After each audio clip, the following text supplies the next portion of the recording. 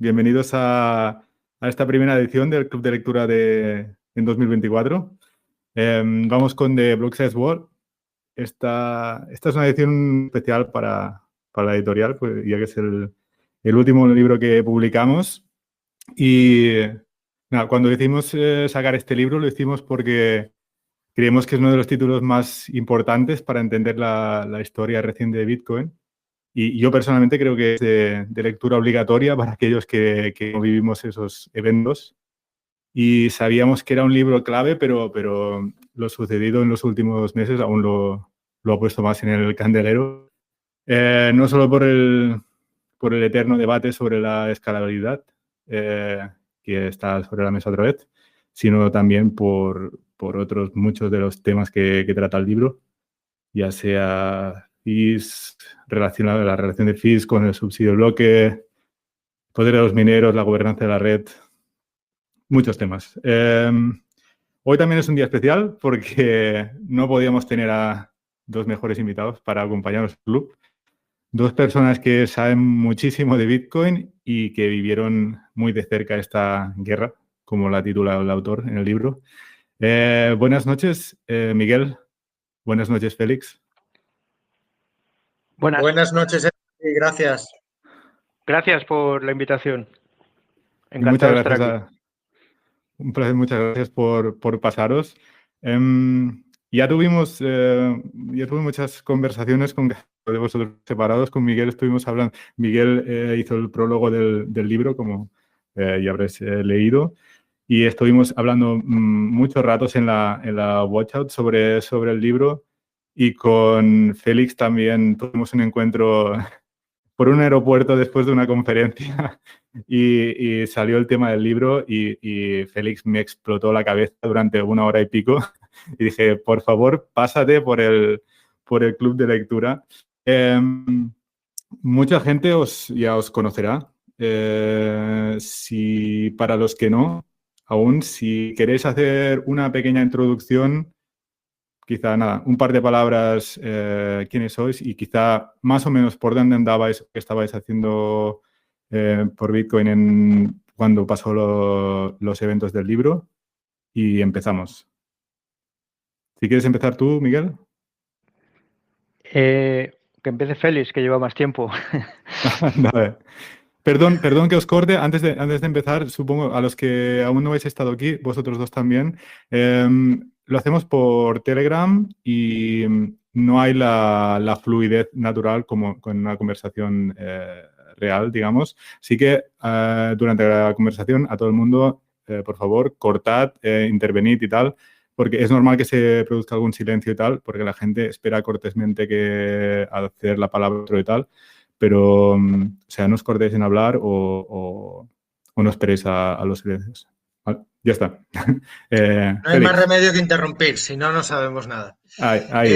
Bueno, pues yo en la época en la que sucedió los acontecimientos que cuenta el libro, estaba trabajando en Sapo de director financiero y lo viví muy de cerca, pero siempre desde la grandísima confusión de no saber muy bien lo que estaba pasando, ni cuáles eran los bandos, ni qué estaba en juego. Y bueno, ya hablaré más de lo que pensé entonces, pero solo decir que bueno, que en su día estuve muy involucrado en el asunto. Te dejo a ti, Miguel. Sí, bueno, yo la primera vez que oí hablar de Bitcoin, por desgracia no le hice mucho caso o ningún caso, debió ser en el 2010 o así, y me llegó un poco de rebote y lo interpreté mal, pensaba que era una cosa de más, de estas de un poco hype y tal, y también por quién me vino, pues no le hice ni caso. Y entonces realmente me olvidé por completo hasta el 2013, justo un vídeo en el que estaba Félix Moreno junto con, ¿cómo se llama? Escudero, ¿no? Con Víctor Escudero en el IJM a principios de 2013. Claro, yo conocí a Víctor, bueno, lo vi y estaba interesado en la cosa del IJM y lo vi y pues me interesó muchísimo. O sea que eso se lo debo a a Félix, recuerdo que yo creo que regalaron algunos satoshis ahí al público, ¿no? Félix, corrígeme si me equivoco, pero creo que Sí, sí, hiciste, en su vamos, día se que yo regalaban más estaba, que unos pocos satoshis. sí, estaba $29 en ese momento el precio de Bitcoin. Y entonces, pues me empecé a interesar, también pues empecé a mirar más cosas y como yo estoy pues desde hace mucho vinculado a la comunidad de software libre, un proyecto de software libre, de manera natural me interesé por él. O sea, me dedico a la ingeniería de sistemas, entonces pues de una manera, digamos, realmente me interesó más por la tecnología, ¿no? En ese momento veía los aspectos monetarios, tenía una idea muy superficial e insuficiente para entender lo que era Bitcoin, ¿no? Me abrí cuenta en Bitcoin Talk, todo eso. Y entonces, lo primero que me interesó, yo a mí me pensaba que lo más importante era la minería, y lo primero me compré un Cube a finales del 2013 y estuve minando en casa. Y bueno, pues eso fue el 2013 y ya a partir del 2014, fue solo unos meses porque era ruinoso ya minar en casa, pero era un ASIC, ya se podía hacer eso, ¿no? Y nada, pues ya a partir de 2014 pues fui probando todos los aspectos, pues también la compra a través de, ¿cómo se llama aquello? No sé, había un mercado distribuido, me parece que estaba en Local Finlandia, no me acuerdo Bitcoins. ahora. ¿Cómo? Local Bitcoins. Correcto, local bitcoins, eso es. Ahí conseguí mis primeros bitcoins. Bueno, mis primeros céntimos fue con el Cube minando. Y nada, pues empecé a estudiar como informático, pues estudiar un poco el protocolo, ver cómo funcionaba, mezclado, pues me llegaban los aspectos también monetarios. Fue una época muy bajista, eso también Félix lo recordará, el 2014, 2015, 2016, en general las informaciones eran pesimistas, precios muy bajos, estancado totalmente, pero esos periodos tan bajistas ayudan muchísimo a consolidar los aspectos, digamos, más profundos de Bitcoin, ¿no? No estás pendiente del precio, no piensas si te vas a millonar o no. Y fue mucho tiempo, fueron casi 3 años así, 2014, 2015 y 2016. Y en ese periodo empezó toda esta guerra soterrada que se narra en el libro, que es entre el 2015 y el 2017, y bueno, yo al principio no me enteraba muy bien. Bueno, y al final era todo muy confuso. No es como ahora que nos llega la información más ordenada y que está, pues hay muchísima gente en Twitter o que lo expone con claridad. Entonces era todo confuso. Encima en el ámbito hispano había mucho big blocker, incluso entre gente, o sea, la gente que era más de referencia, ¿no? Me acuerdo, no sé, algunos conoceréis el sitio el bitcoin.org, que fue de los primeros que hubo, el primero que hubo con información en español, pues eran totalmente pro big blockers, decían barbaridades de los developers de Core, como si tuvieran una especie de agenda oculta. En fin, esa era la información que llegaba. Y yo, no sé, sin embargo, quizá por un sesgo hacia los developers, entendía lo que querían hacer, la prudencia que tenían, y en fin, pues me posicioné de su lado. Yo en ese momento ya tenía, desde el 2015, tenía un nodo completo conectado a la red, y ya cuando llega esto en el 2017, final de la guerra, digamos, yo señalicé el BIP 148 y estaba totalmente digamos, partidario de los small blockers, ¿no? No sé, me podía haber equivocado. Tampoco es que yo en aquel momento lo viera todo súper claro, ¿no? No tienes una bola de cristal. Pero sí me parecía que los argumentos de los small blockers eran mucho más convincentes. Básicamente veía claro que había unas prisas que no estaban justificadas por el lado de la industria, digamos, eso está muy bien explicado en el libro, ¿no? Bueno, si me enrollo mucho en Entropy, tú córtame, ¿eh? O sea que, en fin, estoy dando un poco de contexto de cómo lo viví yo. Bueno, eso, que se veían muchísimas prisas. También algunos de los early adopters, pues como Gavin y algunos otros pues se les veía como muy, en fin, que haciendo muchísimo food, como que era ahora o nunca, que había que aumentar el tamaño del bloque o esto se iba a hundir. O sea, sonaba todo muy artificioso y muy forzado, y aparte, pues eso, elementos de los de los exchanges que no parecían también muy fiables. En fin, había muchas red flags para mí como para ver que no era el camino lo que proponían los big blockers, ¿no? Más allá de las disquisiciones técnicas. Al final lo que se discutía aquí, aunque con unos ropajes técnicos, era algo mucho más profundo. Por eso esta batalla o esta guerra tiene muchas lecciones, mucho interesantes. Básicamente era alrededor de la gobernanza de Bitcoin o como proyecto pues sin dueños, ¿no? O de una cooperación pero sin mando, sin nadie que pudiera imponer sus reglas, fueran developers, fuera industria, fueran ni siquiera los usuarios como tal, ¿no? Individualmente, ¿no? Sino que en conjunto, pues la red al final tenía que, por mucho que se reunieran a puerta cerrada o lo que fuera, pues era cada usuario por separado el que tenía que aceptar o no esos cambios, ¿no? Y eso fue realmente la mayor lección que se dio entonces. Es decir, que con quien no contaba nadie, porque la visión que había entonces de los usuarios, de los nodos, para entendernos, de los nodos de la red, era nula. O sea, era como pues, gente como que no tenía un papel relevante, ¿no? Y ahí se vio que al final pues eran los que decidían, porque son los que se instalaban o no en la nueva versión del software. Los big blockers no paraban de hacer forks, de sacar nuevas versiones, forks no tanto de la cadena, sino del código, ¿no? Porque no se atrevían a activar, digamos, un verdadero fork, no se querían separar. O sea, básicamente lo que acabó haciendo Bitcoin Cash después de 2 años, que yo eso creo que en el prólogo lo digo, ¿por qué no lo hicieron al principio? Entonces nos hubiéramos quedado tan contentos. Ellos ya hubieran tenido lo que querían y a Bitcoin lo hubieran dejado en paz. Pero es que era una gran operación de captura. O sea, lo que se querían era quedar con Bitcoin como tal, con la marca, con su historial, con su histórico, con todo eso.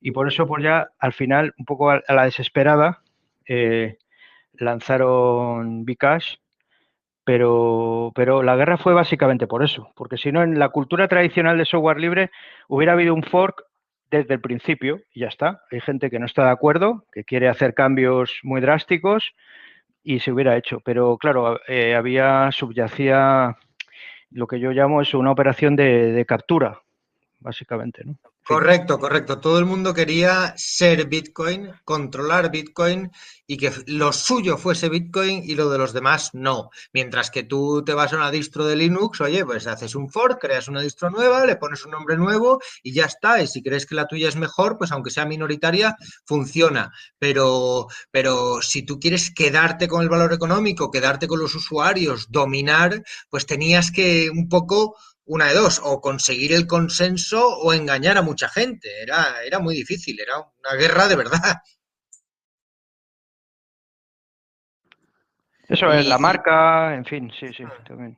bueno, de hecho, Roger Ver, con quien yo hablé mucho en su día, durante un tiempo muy largo controlaba la página web bitcoin.com y además era inversor en varias empresas importantes como blockchain.info, donde había muchos wallets, muchos usuarios y jugaba la confusión de llamar Bitcoin a Bitcoin Cash, porque el suyo era el auténtico.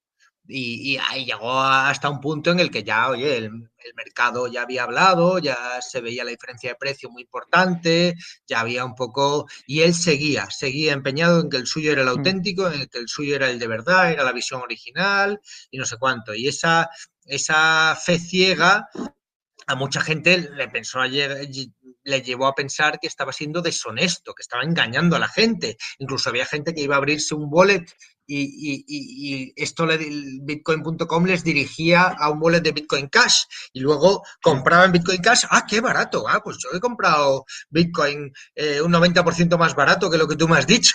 Y claro, había comprado Bitcoin Cash. Sí, o gente que perdió, ¿no? Que perdió porque llegó un punto en que eran incompatibles y entonces o había la protección que había, entonces pues a la gente la confundían efectivamente en los exchanges. Sí, esos movimientos realmente ahí se veía que no, que era deshonesto. Eran movimientos más de políticos que de ingenieros o de técnicos, ¿no? Que era pues básicamente confundir, hacer food.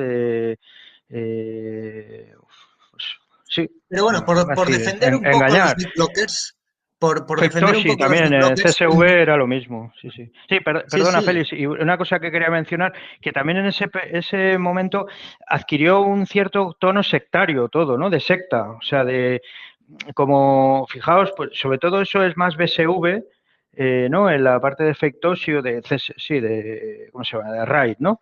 Que fue otro fork menos exitoso, pero fue un fork del fork, porque fue un fork de Bcash, si no me equivoco. Se volvieron ahí ya entre ellos, ¿no? A crear, pues eso, lo típico de los correcto, movimientos sí. sectarios que se van dividiendo y ahí también el aspecto sectario era como de que era, a ver, una discusión de cuál era el verdadero Bitcoin, ¿no? Que eso lo ha mencionado Félix, como cuál era el de verdad. Entonces, pues uno decía, no, es es Bcash, este es el verdadero, el auténtico, no, es BSV, no, el otro. Entonces, claro, eso era un disparate completo y bueno, y No, no, muchos más. era algo sacado de las guerras de religión y de Sí, los sí, sí, sí. cismas del el catolicismo con los ortodoxos, con los arrianos, con los protestantes, con los calvinistas, con los luteranos, o sea, y cada cisma se volvía a dividir en dos cismas más y Eso ya es. tienes los evangélicos, los no sé qué, los no sé cuánto y al final te vuelves loco, te Que vuelves por loco. cierto, los Pero small blockers avisaron de eso, avisaron. Si el asunto es que los small blockers fueron unos visionarios, o sea, yo estaba ahí de espectador, no me incluyo, por supuesto, pero que tuvieron una visión increíble, porque ahora es fácil ver todo esto, pero en aquel momento una de las cosas que avisaron era que si se llevaba adelante el hard fork, provocaría una fragmentación que acabaría con Bitcoin. Y eso es lo que les ha pasado, lo que les pasó a ellos, exactamente, ¿no? A partir de Bcash se fueron fragmentando y eso se fue diluyendo y acabó en nada, ¿no? Que es la hora, en blockchain sin valor, ¿no? Sí, perdona, la Félix, que te he cortado. posición, sí, sí, la posición conservadora para algo que tenía ya cierto valor económico y sobre todo, para mí la clave fue la diferencia, o sea, los small blockers más suaves estaban dispuestos a hacer un soft fork, una bifurcación Sí, suave o como lo quieras llamar, y por eso Segwit. Y decían, oiga, exacto. vamos a hacer un soft fork que es de adopción voluntaria, de adopción gradual, que no pierde compatibilidad hacia atrás, que Bitcoin, los que no hayan querido adoptarlo pueden seguir usando Bitcoin y en cambio Mike Hearn, que ya se había ido pero luego volvió para esto, Jeff Garzik, Gavin Andreessen y varios más se empeñaron en que no, que había que hacer un hard fork porque era fundamental, porque hacía falta, y ahí es donde lo que tú dices, empezaron a meter prisa y a meter y a decir que la situación era desesperada y que había que hacerlo ya y que si no era el fin de Bitcoin. De hecho, Mike Hearn tuvo su famoso Rage Quit, que Mike Hearn era un desarrollador muy importante de Bitcoin. Sacó su Sí, sí. famoso artículo en el New York Times diciendo que Bitcoin había fracasado y no sé cuánto, y metieron una presión tremenda, yo creo que no por ellos, sino por las empresas que había detrás, para hacer un hard fork y tiene que ser un hard fork y tiene que ser un hard fork. Y yo creo que ahí es donde ganaron muchos puntos los small blockers que a lo mejor no tenían, o sea, los argumentos sobre el tamaño del bloque no eran tan importantes como los argumentos sobre el consenso y sobre la compatibilidad. Para mí, de hecho, yo tenía mucha simpatía por los big blockers porque yo había estado usando Bitcoin en calle Bitcoin en Madrid con 0 confirmaciones, o sea, como le gustaba a Roger Ver. 0 confirmaciones, pagos gratuitos, se puede usar como si fuera efectivo, es un digital cash. Yo había estado haciendo todo eso y a mí de repente cuando empezaron a subir las comisiones de minería y empezó a haber que esperar 10 minutos para un bloque, pues veía que tenía muchos problemas para la usabilidad y todavía no Es estaba que Lightning Network en el candelero, entonces no había el otras argumentario era aplicaciones. totalmente favorable, lo que dices, Félix, era totalmente favorable a los big blockers al principio, porque Claro, intuitivamente claro, era razonable eso, lo que pero por decían. eso Bitcoin Classic se Claro. llamó Bitcoin Classic, porque el argumento era que Bitcoin Classic fue anterior incluso a Bitcoin Cash, que el argumento era que mantenía las condiciones económicas del Bitcoin tal y como lo conocíamos, que podías seguir usándolo para pagar, etcétera. Y el argumento conservador de no, porque el tamaño del bloque más grande va a hinchar la red y el hardware, que veníamos de 30 años de la ley de Moore, y de la ley de Moore, sí, sí, Claro. ¿no? Y el hardware avanzaba a pasos agigantados, la memoria, entonces no nos preocupaba mucho eso.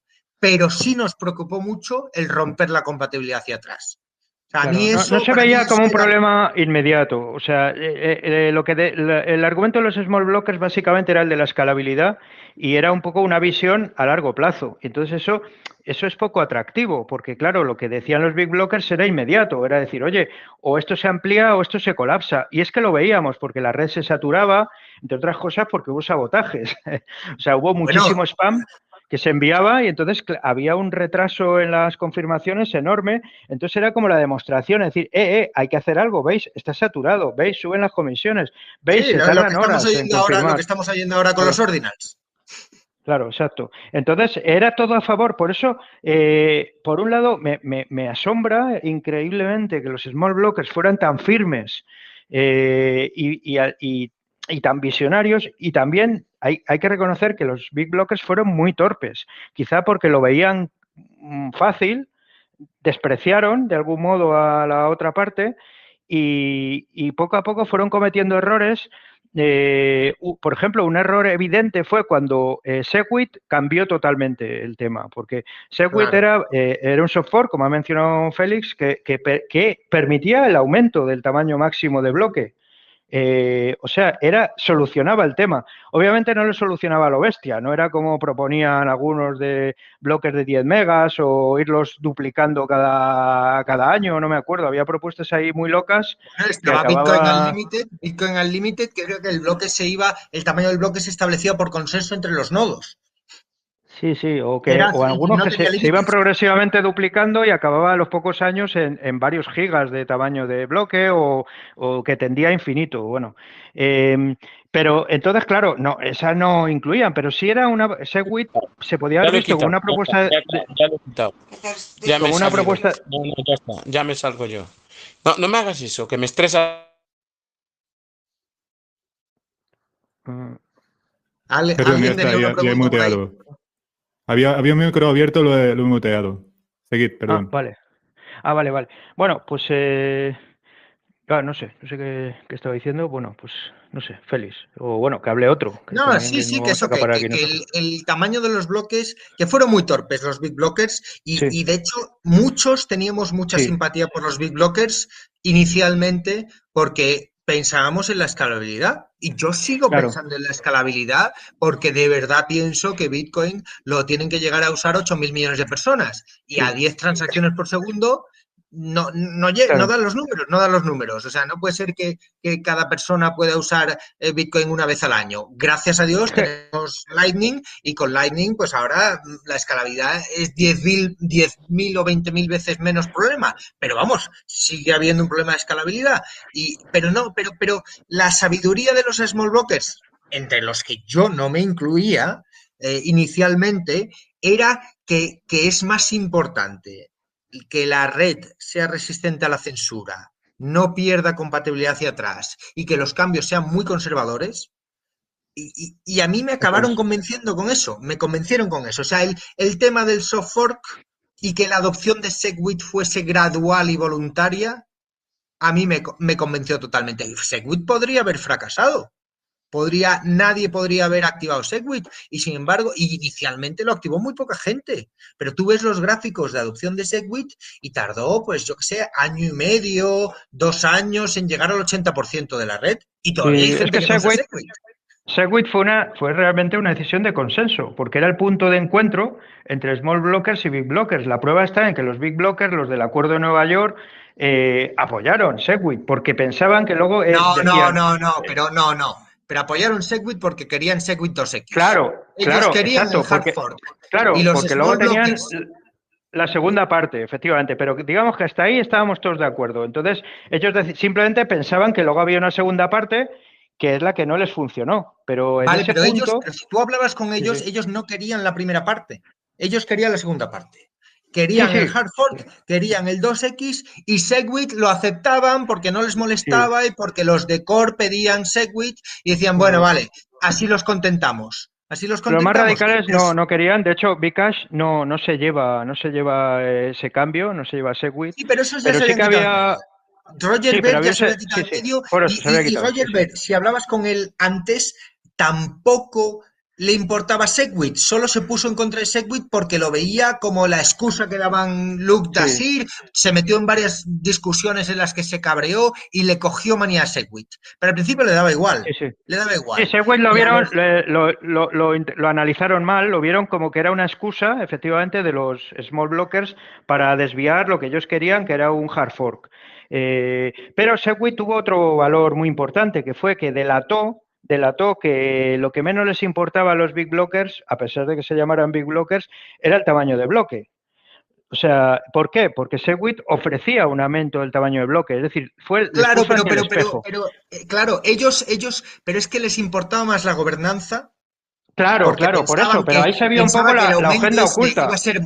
Pensaban que el aumento ese de 2x iba a ser temporal, y entonces querían abrir la puerta a otros hard forks y otros aumentos. Claro, ellos querían tomar el control de Bitcoin. Entonces esto era el primer paso, pero eso lo delató, porque se vio, o creo que mucha gente, por lo menos la gente de perfil más técnico, vio como que eso no les importaba, porque pasaban de Segwit, no lo querían, entonces decían, pero no era el tamaño de bloque, y no, al final era la captura de Bitcoin, y sobre todo el sector más radical, Roger Ver y todo eso, y además Roger Ver no lo entendía bien, en fin.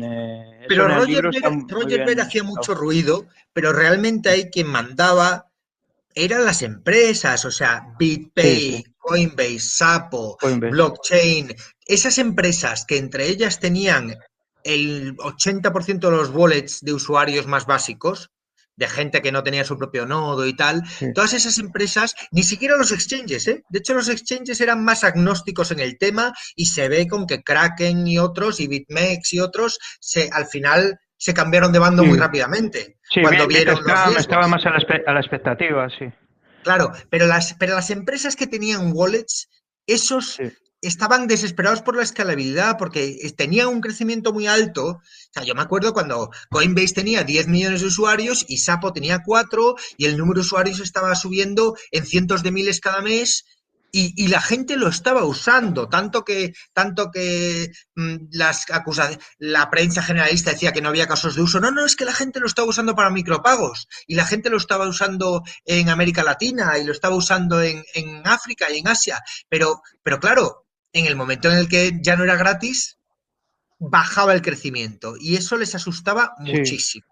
Y le metieron muchísima presión a los desarrolladores.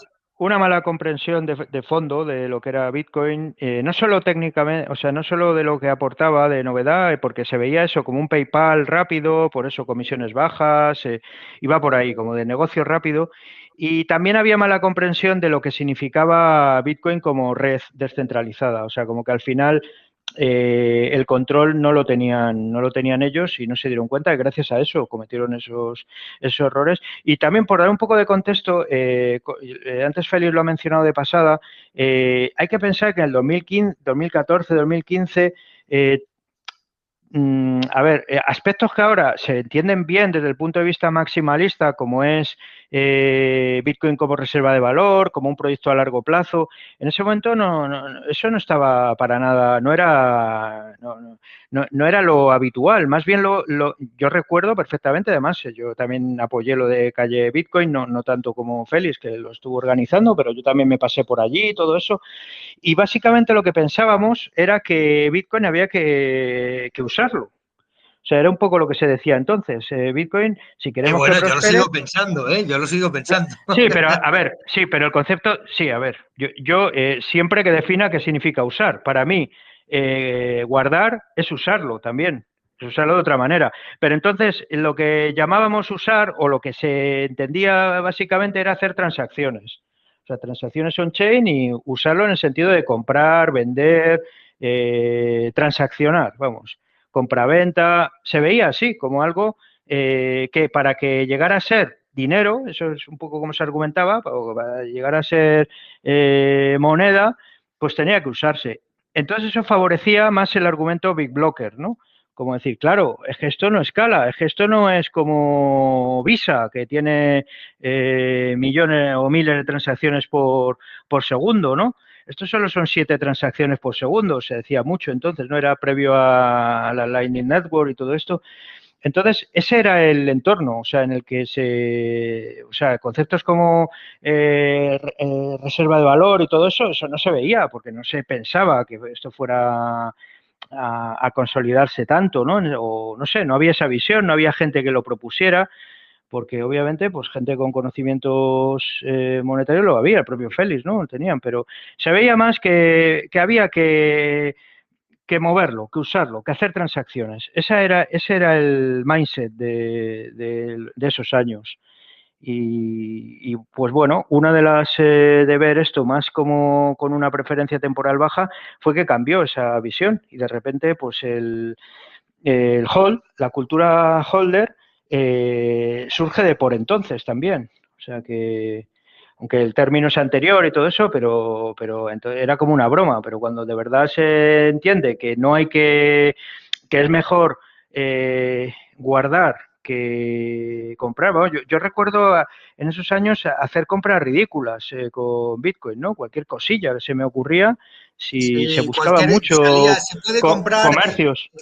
Se pueden comprar calcetines de alpaca con Bitcoin. Pues hay que comprar calcetines de alpaca. Cualquier excusa que te diesen, ¿verdad? Sí, exacto. Yo he comprado comida, agencias de viajes, o sea, era como a ver qué comercios ofrecen Bitcoin. O sea, y no quiero decir con esto que eso no esté bien, o sea, que eso ya no tenga sentido, claro que sí, pero que eso no era el valor principal de Bitcoin, porque para eso y por eso nos chocábamos, ¿no? Con lo de la calle Bitcoin y todo eso, nos chocamos con una realidad, que era que la gente es más cómodo usar tarjetas de débito y cosas así en los países occidentales, ¿no? Y eso, pues yo por lo menos no lo entendía, no lo veía bien en aquel momento, ¿no? Es decir, que las propiedades que lo hacen único a Bitcoin son otras, aunque obviamente también puede hacer eso.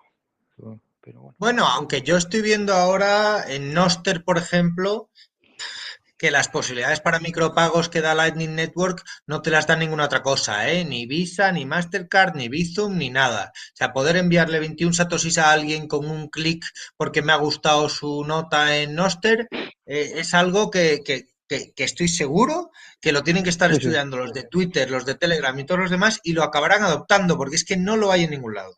Global, fácil, rápido, prácticamente gratis. Eso te lo da Bitcoin gracias a Lightning Network y no te lo da nada más. O sea, ahí sí que la facilidad de uso es mayor con Bitcoin que con tarjeta o con cualquier otro medio que usemos nosotros, y no te hablo ya de países donde no tienen tanto acceso financiero. Sí, pero eso son soluciones de capa 2 que en aquel momento pues todavía no se hablaba, no se conocía, o bueno, había gente que sí teorizaba sobre ello, pero no era de uso común, ¿no? Entonces sí, estoy de acuerdo contigo, que las soluciones financieras de capa 2 y offline, todo ese es un camino por explorar. Pienso que Lightning Network es solo el primer caso y que tiene que haber muchos más servicios, sidechains y cosas que utilicen como backend la blockchain de Bitcoin, pero que no tengan que ser transacciones on-chain, ¿no? Pero en aquel momento eso no, o sea, digamos que solo se percibía como que era directamente sobre on-chain, ¿no? Sí, y de hecho Pero sí, estoy de salieron acuerdo que también esto se desarrollará y probablemente pueda ser que acabe siendo más cómodo en algunos, sobre todo en algunas jurisdicciones donde no está tan extendido el Bueno, pago Miguel, en Internet, digital. en Internet. O sea, Sí, en Internet ya es hablar de jurisdicciones se queda antiguo en el momento en el que puedes hacerle un pago de Lightning a un nigeriano instantáneamente. Es que sí. ya no hay jurisdicciones. Pero bueno, volviendo al tema del libro, los big blockers, muchos salieron tan rebotados de perder la guerra esta que retrasaron la adopción de Lightning años. Bueno, Coinbase todavía no tiene Lightning, Sí, aunque han dicho que lo van a poner. Sapo lo puso el año pasado y después y ni siquiera lo usaron con programadores propios, lo hicieron con una Coinbase, empresa externa. perdona Félix, Coinbase como curiosidad, yo creo que como máximo exponente, porque era probablemente no la empresa más grande de ese tipo que has mencionado, de los que tenían muchos wallets de usuarios, chains, tal, Coinbase se tiró años sin mencionar la palabra Bitcoin, dejó de usarla, literalmente Bueno, dejó de casi sí, usarla. todavía. Sí. Y ahora ya la usan, ¿no? Así un poco, pero que estuvieron años que la borraron. O sea, que eso tuvo que ser política interna de empresa. Hablan de cripto todo el rato, pero la palabra Bitcoin no la usaban. Y en fin, ese fue el otro, sí, un poco lo que intentaron fue desdibujar, que eso fue lo que pasó un poco después, desdibujar a Bitcoin. Y fijaos que a partir del 2017 es la explosión de todo el humo de blockchain y de las criptos o shitcoins, ¿no? Es a partir de entonces, se trataba de diluir Bueno, yo el creo que eso potencial no de era Bitcoin. tanto maldad, sino ánimo de lucro, porque es que de verdad que le ganaban mucho Sí, dinero sí, al casino, ¿eh? no, Le claro, no ganaban. quiero decir, sí, si aquí Hay, todo hay es una dos palabras mezcla. mágicas en marketing. Hay dos palabras mágicas en marketing. Nuevo y gratis. Y con las shitcoins tenían algo nuevo y algo gratis todos los días. Y a ese carro se apuntaron, bueno, Bit2Me en España, Pero algo Coinbase más ahí, importante, todos. era, fíjate que lo que buscaban, ¿qué buscaban con la captura esta de Bitcoin? Básicamente tomar el control, era tomar el control. Entonces con Bitcoin no pudieron hacerlo y entonces las shitcoins sí que se podía, porque todas por definición no son centralizadas, Claro, entonces claro. son controlables. Entonces yo creo que tuvo que ver, sí, no, vamos, que no hago juicio de valor si fue maldad o no, es oportunismo, básicamente, era todo una perspectiva muy cortoplacista, pues un poco el mundillo de las startups, ¿no? De No, dinero a rápido. ver, en las startups que muchas veces tu cuenta de resultados no la estás mirando anualmente, sino que la estás mirando semana a semana porque tienes que sobrevivir, una fuente de ingresos nueva no le haces ascos. Y yo me acuerdo perfectamente que en Bitcoin, en Sapo, porque Wences Casares Sí, tenía las clarísimas y solo vaya quería Bitcoin. excepción. Sí. No, Wences, algunas cosas hizo mal, pero Wences tenía clarísimo que Sapo solo era Bitcoin. Y creo que hasta día de hoy, no sé si habrán caído ya Sí, en la pero tentación. apoyó todo el movimiento este de Big Blockers, o sea, Sí, sí, no sí. se nos pueden olvidar las posiciones que hubo, Y pero luego sí, pidió perdón. Es uno de los pocos sí, que dijo que se equivocó. Uno de los sí. poquísimos que hay. Yo le tengo muchísimo respeto, no solo porque fue mi jefe, sino porque es que le veo un hombre con la humildad suficiente, a pesar de ser riquísimo y poder escaparse del mundo, como para pedir perdón y decir, oye, me equivoqué. Eh, pero bueno, sí, sí, claro, él era Big Blocker a saco. Y Sí, yo yo desde creo que Sapo le estaba la pagando, derrota, le estábamos contribuyendo a Mike Belshi en BitGo para programar sí, el Segwit estuvo en el 2X. acuerdo de Nueva York, vamos, que estuvo en el ajo a tope, ¿no? Pero Sí, bueno, sí, como sí, tú sí. dices, oye, la El gente Sapo, puede Sapo, la rectificar posición y oficial en Sapo era Big Blocker. Pero bueno, sí. volviendo al tema de los shitcoins, la tentación para una startup, cuando estaba el tema de los shitcoins volando, para meterse ahí y hacer dinero rápido, era muy grande. Y yo la he vivido en Sapo y también la he vivido, por ejemplo, yo he ayudado mucho y he sido colaborador de BISC y BISC, que al fin y al cabo es un exchange, pero son muy puristas de Bitcoin y nunca han querido meter una batiburrillo de shitcoins, pero la tentación era muy grande porque decían, oiga, mire Claro. usted el volumen y la facturación que está haciendo cualquier otro exchange con esta porquería de moda. Pero no querían, porque decían, no, pero es que esa porquería de moda es una estafa. Bueno, pero el exchange está lucrando, el casino está ganando. Mm. Entonces, si tú eras el casino, si tú eras una empresa de estas, esa tentación era muy, muy fuerte, porque era Sí. dinero contante y sonante para el resultado del mes que viene. Sí, totalmente de acuerdo, ¿eh? O sea que yo, a ver, en eso no es que, a ver, no es que justifique, pero entiendo que es que además yo también tuve conversaciones con gente que quería tener, pues hacer startups en torno a Bitcoin y el problema que se encontraban en general era que con Bitcoin no había posibilidad de crear modelos de negocio, mientras que las shitcoins te proporcionaban un modelo de negocio inmediato de una manera o de otra. Bitcoin no, porque Bitcoin pues irán apareciendo, pero tenías que tener paciencia, en fin, todo lo que no tienes, este mundo de las iniciativas startups tecnológicas, pues lo que no hay es paciencia, ¿no? No, y sobre ni todo que es tiempo, que ni nada. Y para hacer entonces, un modelo de negocio con Bitcoin tienes que crear algo tan valioso como para que la claro, gente te pague Bitcoin, exacto. se desprenda de esos Bitcoin. Tienes que ser Blockstream o empresas muy, muy punteras con los mejores ingenieros y son las únicas que, de momento, que yo espero que eso irán surgiendo, pero irá surgiendo con tiempo. Yo, como siempre hago la analogía con la propia red Internet, pues es como a principios de los 90, que yo lo viví, bueno, cuestión de edad simplemente, no es ningún mérito, pero cómo empezaron los primeros negocios en torno a Internet y también había gente con muchísima prisa y que decían, bueno, pero ¿y aquí cómo se hace dinero? Pues, ¿y aquí qué tal? Pues estaban las páginas de GeoCities, todo aquello, pero que no había manera, los primeros comercios electrónicos que funcionaban fatal, había gente con muchísima prisa. Y entonces había que tener paciencia. Luego fueron surgiendo cosas que eran inimaginables en los 90, ¿no? Y ahora pues ya vemos que hay todo tipo de negocios en Internet. Pues yo creo que con Bitcoin, como la preferencia temporal es baja, irá pasando un poco lo mismo. Pero para los que tienen prisa, pues Bitcoin no es adecuado. Como el que no tenía prisa en los 90, pues Internet pues no estaba preparado para las prisas. Era como, espérate, querían que además que los ingenieros les dijeran qué hacer, como ahora. Dice, bueno, ¿y cómo hago dinero con Bitcoin? Pues yo qué sé. O sea, es como, todo eso de manera orgánica, de manera natural, pues irá apareciendo. En cambio, las shitcoins eran como un atajo, eran un shortcut.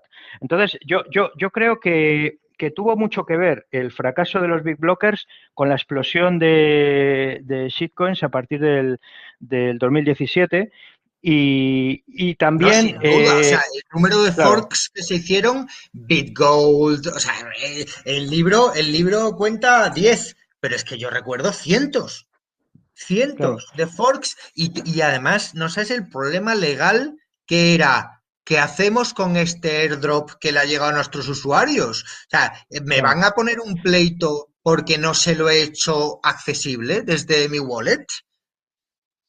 Y Y se claro, despreciaba muchísimo a Bitcoin en aquel momento. Había mucha gente que miraba como el peso, bueno, ¿cómo es esto de la suma? Bueno, sí, sí, el la- el porcentaje pre- de el pre- el- capitalización. eso es, la capitalización, exacto, ¿no? No, pues está bajando, ya va por el 60% y era como un poco el sueño húmedo de los big blockers, una vez derrotados y demás, era que Bitcoin se acabara diluyendo. Y entonces una manera Sí, de ¿cómo se diluirlo, llamaba? no ¿Cómo era digo que la esto fuera palabra? un plan Que Ethereum adelantase a Bitcoin, ¿cómo se exacto, llamaba eso? eh, El es, flippening, el flippening. eso es. Ethereum, efectivamente, era toda, claro, en torno a Ethereum hubo muchísimas shitcoins, no era como la plataforma shitcoiner, era Ethereum básicamente, ¿no? Eh, y entonces Los era esa ICOs, RC20. eso es. Esa era la visión, como diluir Bitcoin. Una vez que no habían podido derrotarlo, pues lo vamos a dejar en la nada. Esto es una más. De hecho, es tecnología viejuna. Aparecieron un poco los listillos diciendo que su shitcoin era mejor, era más rápida, procesaba, bueno, ¿no? Como Ethereum, procesaba mucho más rápido. Tenía que esperar 10 minutos por una confirmación, pero eso es una cosa del tiempo de las diligencias, ¿no? Y entonces, eso luego también ya desapareció, ahora ya nadie se atreve a decir que tecnológicamente eso es superior a Bitcoin. Ahora como máximo te dicen que son complementarios, que tal, que cubren no sé qué necesidad, que puede ser hasta cierto, ¿no? Bitcoin no pretende cubrir todo el espectro de necesidades financieras, ¿no? Pero en aquel momento sí que había mucha arrogancia de que Bitcoin era viejuno, lento, caro, demás, y que la shitcoin de moda era más segura, más privada, más rápida, mejor tecnología, y entonces pues aparecía el ingenierillo de turno eh, diciéndote pues que lo suyo era mejor que Bitcoin, era ese entorno, o sea que yo no lo digo como algo deliberado y demás, pero sí que todo ese sector oportunista que se agrupó durante 2 años en torno a los big blockers y que se quedó totalmente frustrado, pues explotó en los 2 años siguientes en el humo de blockchain en el mundo cripto ¿no? ¿No? Que, Yo una cosa que decía hace poco es que las ICOs tuvieron la virtud de alejar a un montón de estafadores de Bitcoin durante varios años.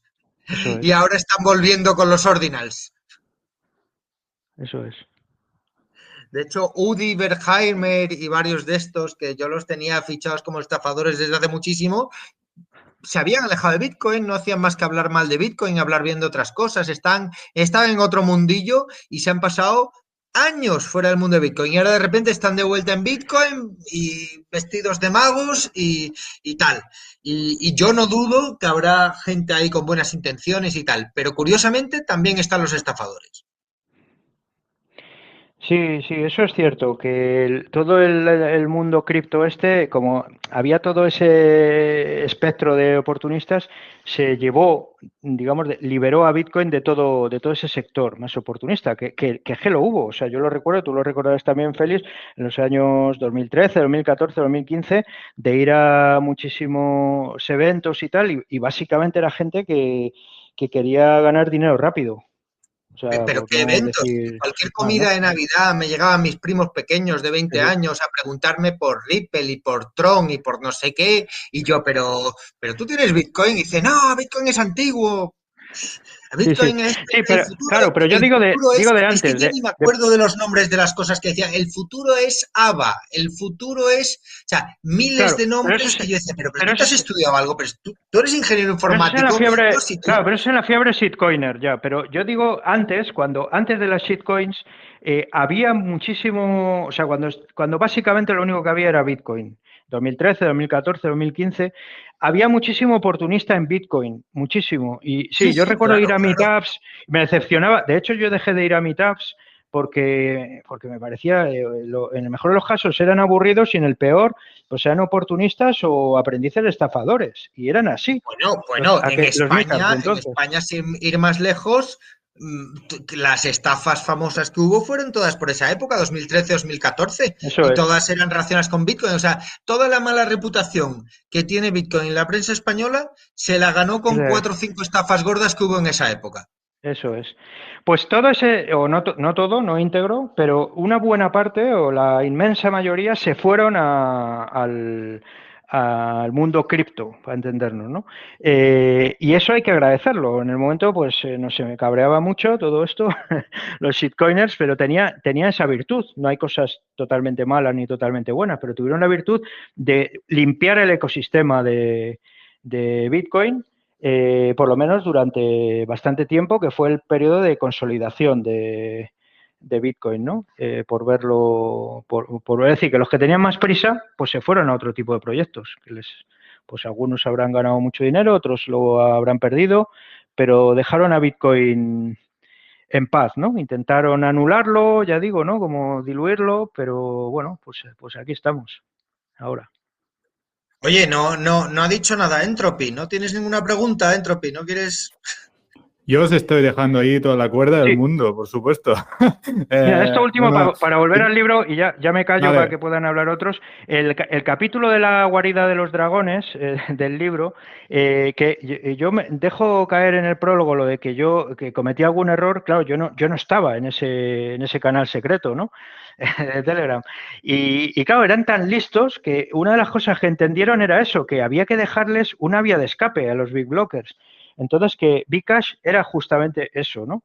A enemigo que huye, puente de plata. Exacto. Y ellos hasta eso entendieron, ¿no? Como hay que darles una salida, un poco era en el contexto que eso fue lo que yo en cuanto salió Bcash, lo primero que quería era deshacerme de los Bcash, ¿no? De hecho, tuve que buscar un sitio, de hecho creo que era un exchange de Giham, que era vía BTC, que era el único que te permitía, porque los exchanges convencionales no aceptaban, o sea, no hacían compraventa de Bcash, no te los dejaban cambiar, porque era una volatilidad brutal la que tuvo en los primeros días y todo eso, y entonces yo, como loco, a ver si encontraba un sitio donde deshacerme de ellos. Y luego, gracias al libro, me entero de que internamente estaban ahí proponiendo, decir, no, hacerles pagar caro los...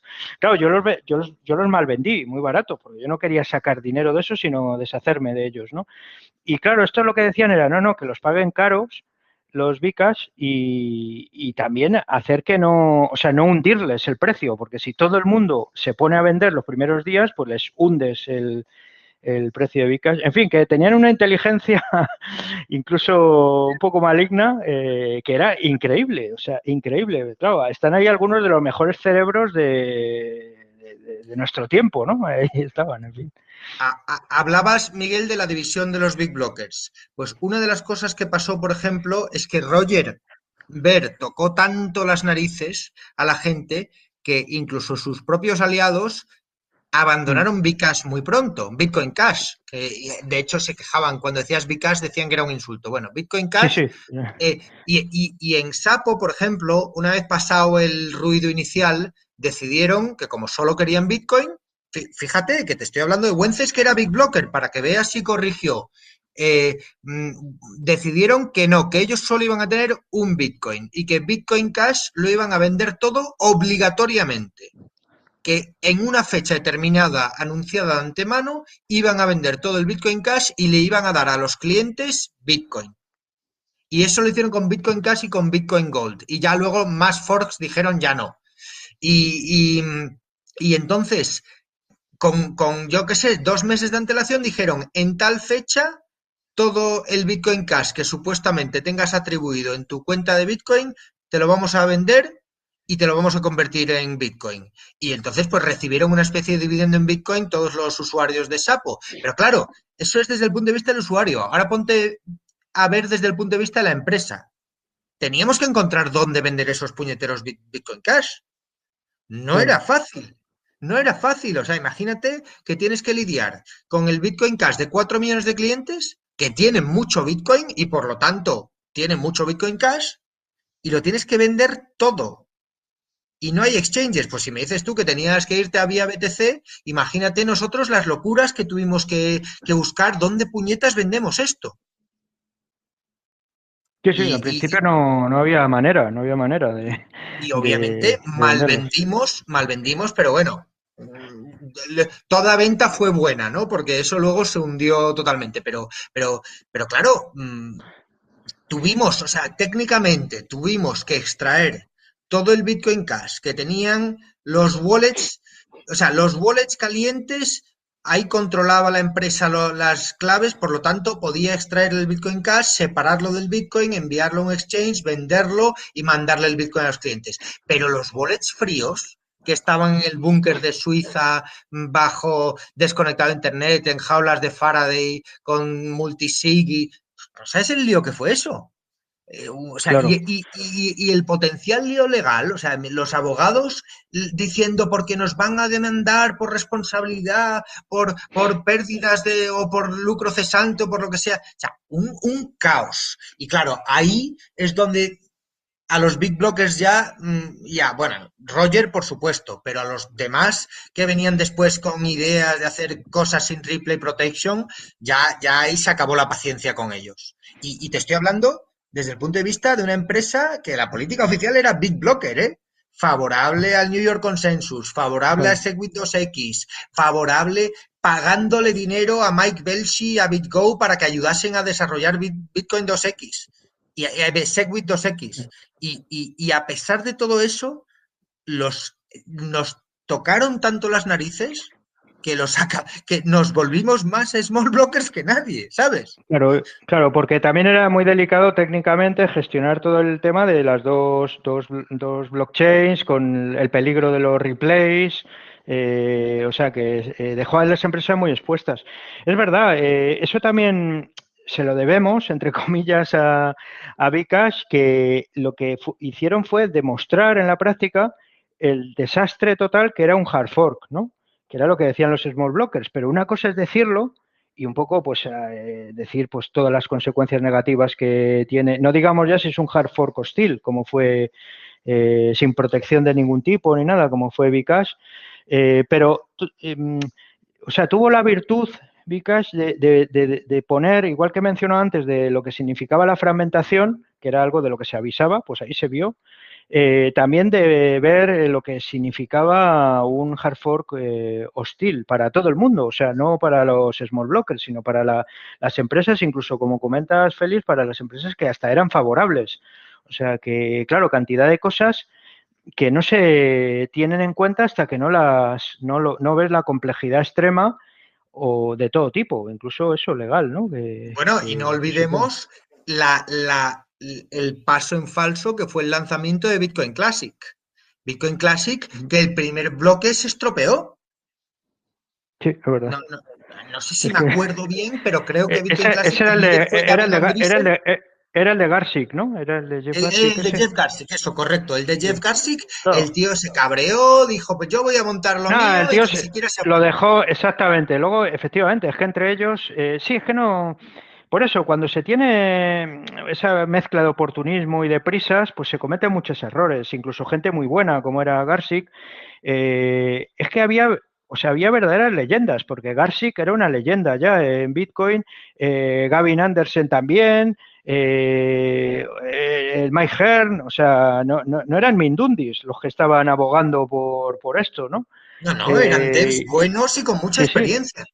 Exacto, y early adopters y gente, sí, que habían tenido contacto directo con Satoshi, o sea, y hicieron valer absolutamente, incluido Gavin Andresen, ¿no? Sabes que se autoproclamaba como que le había dejado sucesor de Satoshi. Sucesor, que eso se autoproclamaba, es decir, que no... Satoshi no dejó ningún sucesor, o sea, Satoshi lo único que dijo es que le parecía bien, ¿no? O sea, no...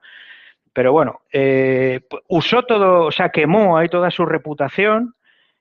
También se quemó ahí la Bitcoin Foundation, si no me equivoco. Él estaba ahí, bueno, o eso fue antes. Fue con Carpeles, fue anterior, ¿no? Sí, yo creo que fue incluso antes, pero vamos, Gavin fue el presidente de la Bitcoin Foundation. Sí, yo fui miembro de la Bitcoin Foundation y fui a la conferencia de Ámsterdam y tal, y eso fue una jauría de gatos desde el principio, y la verdad, me alegro de que eso haya fracasado, porque Bitcoin está mejor en una anarquía sensata que con unos líderes así. Exacto, en eso se equivocaron también, o sea, no es que entendían Bitcoin porque técnicamente eran los que más preparados para entenderlo, ¿no? Lideraban literalmente el proyecto, pero no entendían Bitcoin como, no sé, como conjunto, como mecanismo, no quiero decir como comunidad, porque no considero que Bitcoin sea una comunidad, pero esa parte no la entendían, entonces intentaban liderar, intentaban tal, y ahí se equivocaron absolutamente. De hecho, eso fue otra lección. Cuando decimos que Bitcoin no tiene a nadie al mando y que es cooperación sin mando, va por ahí. O sea, que gente que tenía... Reglas sin legisladores, reglas sin gobernantes. Eso es. Era gente que tenía la máxima reputación. O sea, que eran los que más reputación podían tener en ese momento y cayeron totalmente, o sea, la quemaron absolutamente. Y eso es una lección para el futuro de cuando aparecen líderes o gente que quiere hablar un poco en nombre de Bitcoin, pues que, bueno, es un aviso para ellos que bien, mientras un poco sigues las reglas, es como en todo, pues todo bien, pero en cuanto tú quieres ahí adoptar un papel de liderazgo en el mal sentido, porque sí que hay liderazgos saludables, ¿no? En los proyectos de software libre siempre hay gente liderando, en Bitcoin Core lo hay también, pero esos liderazgos que intentan, bueno, el modelo este de dictador, ¿no? Benevolente o no. Dictador benevolente. Pero es que además eso lo vamos a vivir muy pronto otra vez, porque volvemos a tener problemas de escalabilidad. Y ahora además el tema de los ETFs va a traer a un tipo de gente que dentro de aquí a 1 año, a 2 años, va a tener muchísimo peso económico, van a controlar muchísimos bitcoins y son gente que está muy acostumbrada a mandar, muy acostumbrada a cambiar las cosas a su antojo. Y se van a dar con un choque de realidad, se van a dar con un muro, con el muro de Bitcoin, que la verdad estoy deseando ver cómo Larry Fink de BlackRock se ve humillado por la resistencia anárquica de Bitcoin. Estoy deseando Exacto, es gente que cree que el dinero lo puede todo, literalmente. Y eso pasó en el 2015, 2016, los Roger Ver y todas esas empresas tenían muchísimo dinero, tenían muchos bitcoins. De hecho, Roger Ver los quemó, ¿no? Muchos. O mineros, por ejemplo, como Jihan, Bitmain, que tenían muchísimo dinero, muchísimos bitcoins, y estuvieron durante meses minando a pérdidas contra Bitcoin. O sea, un poco, digamos, siendo como poniéndose cortos, digamos, ¿no? A la contra. Sí, pero O sea, mira, Roger, yo ahí haría una pequeña distinción. Roger, yo creo que es que de verdad se lo creía. Y perdió muchísimo dinero suyo porque de sí, verdad sí. se lo creía. Y podía ser un cabezota, podía ser un sectario, podía ser mil cosas, pero él se lo creía. En cambio, Jihan, yo creo que el tío ahí pretendía manipular el tema y acabar ganando de alguna manera. O sea, yo Claro, creo pero que perdió mucho Jihan también y perdió también su reputación dentro de Bitmain. Yo creo que le acabaron quitando de ahí, ¿no? sí, No sé, acabó quemado como todos. mm, Si de sí, una manera o de otra, tenían cosas en la minería, entonces nunca sabes si como estaba minando estaba recuperando lo que gastaba por otro lado. Sí, no lo sé, ¿eh? Tengo más desconfianza, la verdad. intentando hacer trampas con ASIC Boost. Sí, Sí, es intentó verdad. jugar a varias bandas, o sea, Jihan se intentó pasar de listo, creo, literalmente. Y todo el que intenta pasarse de listo aquí, pues normalmente le sale mal. O sea, no hay ningún caso que diga, no, pues este le funcionó. Pues no, todos, Carpeles, o sea, todos los que se han intentado, porque es gente muy brillante, lógicamente. Y también están los que, como tú decías, Félix, los que tienen mucho dinero y están habituados a poner el dinero sobre la mesa. Eso fue el Acuerdo de Nueva York, que hay un capítulo del libro dedicado a eso, Así ¿no? es, así Eh, es. entonces era, claro, es decir, Ahí estaba todo el dinero en la mesa y luego tuvieron que ir a claro, Hong Kong porque los mineros tenían algo que decir también. claro, les pagaban y también pues pensar que podían comprar a los developers, pues, a los usuarios ni se les tenía en cuenta. Bueno, pues eso, los usuarios se les tenía en cuenta solo como en el sentido más convencional, por eso yo insisto mucho en que no se entendió bien lo que era Bitcoin, de usuario de... Como si Bitcoin fuera una aplicación, entonces toda aplicación pues necesita usuarios, entonces pues los usuarios eran los de los nodos, pero ya está, al usuario se le pregunta un poco por cortesía, pero nada más, no es el que No, manda, ¿no? claro, Por decirlo de algún modo. yo soy Microsoft y te quiero acabar con el Windows 2000 y ahora te tienes que actualizar obligatoriamente y no te, Eso vamos, es. te pregunto poco, la verdad. Te obligo a hacer Tenían esa actualizaciones, visión, como, pagarme y exacto, lo que como que sea. los usuarios te tienen que, al final, pues seguir al ritmo de la industria y ahora, amigos, pues os tenéis que actualizar y ya está. Y ahí es donde mordieron en hueso. Por eso Bitcoin, cuando decimos que es singular, que es único, que no se parece a nada, no solo es en lo técnico, es también en los aspectos estos de gobernanza. Que no es que no es que haya habido una mente aquí, ni siquiera Satoshi, ¿no? Como que planificara esto o sea, esto ha sido puramente emergente, o sea, ha surgido así Orden emergente total, orden exacto, emergente. exacto, sí, sí. Sí, como el propio mercado, como que se ha ido un poco viendo por lo que iba bien y lo que no, y hubo unos años de prueba y afortunadamente eran años en que se estaba bastante bajo el radar y todo esto se ha ido consolidando y esa es la maravilla de esto, que no hay ningún cerebro aquí, o sea, hay muchos cerebros brillantes, pero no hay ningún cerebro aquí al mando, ¿no? Por decirlo de algún modo. Sí, sí, es así, no hay nadie que mande, no hay nadie que mande, hay mucha gente que puede poner su granito de arena, pero nadie puede decidir. Eso es. Pues no sé, Entropy, si quieres dar paso a más gente o Sí, preguntas o todo eso, pues. me ha encantado esta primera horita de charla. No os quería cortar. Creo que hemos aprendido mucho todos aquí. Yo quería hacer un pequeño apunte así anecdótico, me lo he apuntado aquí, porque estaba hablando Félix antes del Rage de Mike Hearn y justamente he leído hoy un tuit de Jameson Love que ponía que hoy justamente hace 8 años de la nota esta que sacó cuando se fue. Y era también el 14 de enero del 2016. Sí, Así, sí. lo dejo ahí como Fue, anécdota. fue un, fue un, ¿cómo se llama? Un shock, ¿eh? Mm, Ese artículo, realmente. Y eran unos tiempos en que un simple artículo de estos daba un vuelco al precio. Pues así estaban las cosas, ¿no? De repente era como una crisis. Era como, esto se hunde, tal. Que ha dicho Mike Hearn que Bitcoin está muerto. En fin. En eso se ha hecho más resiliente también Bitcoin, ¿no? Pues ahora hay opiniones, hay tal. O sea, se ha perdido ese miedo que había entonces de con cualquier cosa, pues nos asustábamos todos muchísimo, ¿no? Y entonces, bueno, en fin, se tiene que notar, ¿no? Que el tiempo ha ido consolidando muchísimo. Como siempre digo yo, Bitcoin no es que haya cambiado en lo esencial, pero sí la percepción que tenemos todos de Bitcoin incluidos esos sobresaltos que antes había con la volatilidad del precio, pues ahora con la volatilidad Bueno, pues se sigue asustan habiendo los volatilidad, lo que inversores. pasa es que nos hemos acostumbrado. Sí, exacto. Ahora se asustan, pues yo qué sé, pues los inversores, los economistas de la escuela austriaca que dicen que esto no puede ser, tanta volatilidad, que nunca va a ser dinero, en fin. Pero el resto, pues vale, a otra cosa. Ahora si os parece, daría paso a comentarios o preguntas, o si alguien quiere dar alguna cita. Algo nos quedan más o menos 20-25 minutos. Y yo haría sobre hasta las 11:30 y luego lo dejamos tenemos otra sesión aún en 2 semanas.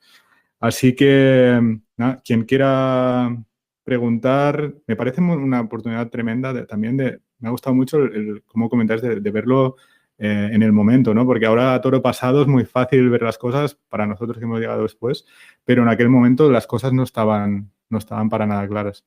Para nada, era muy Sí, confuso. sí. Y nada, si alguien quiere preguntar, micro abierto. Hola, buenas tardes. ¿Me oís, no? ¿Te oímos? Sí, te oímos.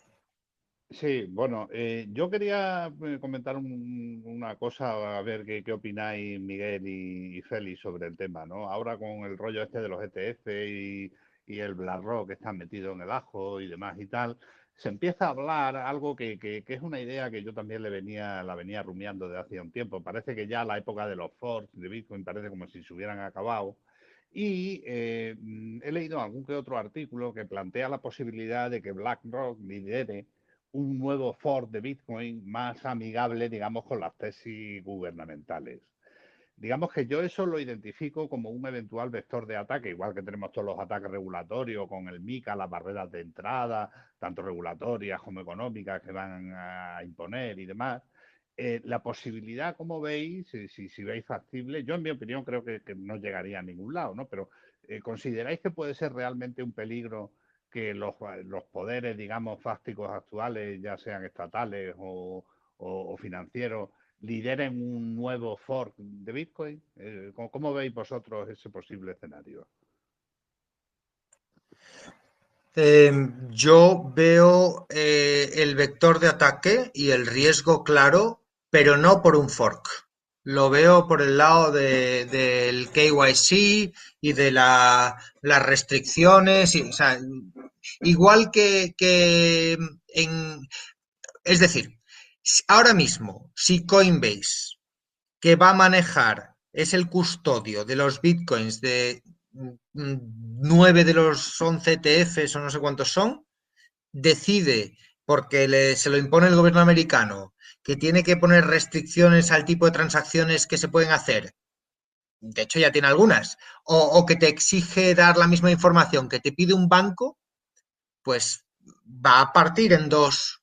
Va a partir en dos la red de Bitcoin prácticamente. O sea, va a haber una red de Bitcoin censurada, controlada, gestionada por las autoridades americanas y otra red más libre, pero bueno, es decir, que las empresas estas de chain analysis y de tal ya están muy metidas en los exchanges regulados. Y yo creo que el ataque viene por ahí. Que ataques van a venir. O sea, eso, Javier, te lo digo, vamos, estoy convencido. O sea, esto es una amenaza para ellos, es competencia para muchos de los productos de la banca tradicional y van a venir ataques regulatorios y pienso porque es lo más fácil, es el camino más fácil que ya han empezado, que el ataque regulatorio va a venir por el lado de que los exchanges regulados empiecen a controlar qué tipo de transacciones se pueden hacer. Porque es mucho más fácil eso que intentar hacer un fork que por mucho apoyo que tenga, es que es muy difícil que te siga el resto de la red. Entonces, ¿qué pasa? ¿Que te quedas con un fork, pero solo con los tuyos? Es que no les se conforman con controlar a los suyos. Quieren controlar la red completa, global. O sea, no les vale un fork en el que solo esté Estados Unidos. Entonces, si yo fuese el atacante, no intentaría, ya han visto precisamente por los precedentes que vemos en este libro, que les puede salir muy mal, que pueden perder mucho dinero. En cambio, hacer un reglamento que los exchanges tienen que cumplir y que tienen que contratar, primero, para el regulador es gratis. O sea, hacer una norma nueva no le cuesta un dinero, el dinero lo van a gastar los exchanges en aplicar la normativa. Número 2, a las empresas de Chain Analysis les van a tener que dar un pastizal. Elliptic, Chain Analysis, seguramente Palantir se meta en el juego también. Tercero, van a hacer con lo que ha salido con los Twitter Files, que le van a dar acceso por la puerta de atrás a las agencias de inteligencia, con la excusa de que alguien ha mandado 1000 satoshis a Hamas o lo que sea, van a intentar, o a Irán, van a intentar meter una puerta atrás. Entonces, tienen muchas formas gratis de hacerlo y sí, sin duda, el dinero de BlackRock va a entrar en juego, pero no creo que el vector de ataque sea un hard fork. Es mi opinión. Sí, yo creo que, bueno, ya muchas cosas las han intentado y digamos, hay para cosas que ya se les ha pasado el tiempo. Lo de los forks, eso pues es justamente todo lo que se ha estado intentando hacer en los años pasados, lo de que he contado de diluir Bitcoin, censurarlo también, vigilarlo, analizar la cadena. Hay mucha, también todo el food, o sea, lo que pasa es que es cada vez menos eficiente, fijaos. O sea, se ha usado de todo, mucho que se usaba también al principio. Yo insisto en la analogía con Internet, pero yo qué sé, pues que si se usaba para la delincuencia, para el tráfico de armas, para la pornografía, todo eso se decía también de Internet al principio. Todo eso lo han intentado y probablemente el food más eficaz ha sido el del consumo energético, ¿no? Pero que también un poco ya se está quedando, o sea, no ha sido del todo eficaz. Y estoy de acuerdo con Félix, que al final es la captura regulatoria donde probablemente esté la mayor amenaza, es donde mejor se mueve el Estado, no en la censura, no en decir, no, es que si prohíben, o sea, se juntan varios estados y lo prohíben, eso se les ha pasado ya el momento. No, pero la censura encubierta sí, ¿eh? Y lo hemos visto con las redes sociales. O sea, durante la pandemia, y ha salido todo en los Twitter Files, y podemos imaginar que un 90% de lo que estaban haciendo en Twitter lo estaban haciendo con Facebook, con WhatsApp, con Instagram, con todo lo demás. Entonces, la me refería sí. Sí, me refería exacto. Me refería como censura, como al estilo de cómo lo han intentado en algunos países, como en Rusia o en Irán o sitios como a lo bestia, digamos, ¿no? Eso creo que No, al revés, al no es revés. factible. Perdón, Miguel, ahí al revés, en los sitios donde lo han prohibido a lo bestia, como en Nigeria, han fracasado totalmente. En cambio, en los eso es sitios lo que como digo. Estados Unidos, donde la censura la hacen colocando a su gente en el consejo de Twitter o en el consejo de no sé qué y metiendo una agenda contra la mala información y contra la desinformación y tal, por ahí es donde te la cuelan, pienso. Sí, estaba diciendo eso, como que la censura así frontal, que esa la han probado, que esa no funciona, que era demasiado tarde, y sí, hay formas más sutiles, pero también esa analogía con respecto a lo que son las redes sociales, piensa que eso son empresas, básicamente. Entonces tienen, pues eso, pueden corromper a la dirección o comprarla o no sé qué. Aquí en eso Bitcoin se presta menos a ello. Sí que, bueno, en todo caso, sí que... Por eso Noster. Sí, pero espera, déjame que termine verás que tiene sentido. O sea, yo sí creo que la mayor amenaza es la regulatoria. Sobre todo no para Bitcoin como tal, sino probablemente para la mayor parte, para los usuarios más mainstream, ¿no? Como para dejarles fuera o para un poco, pues se tratará de meter al león en la jaula, que eso lo están intentando desde hace mucho tiempo, ¿no?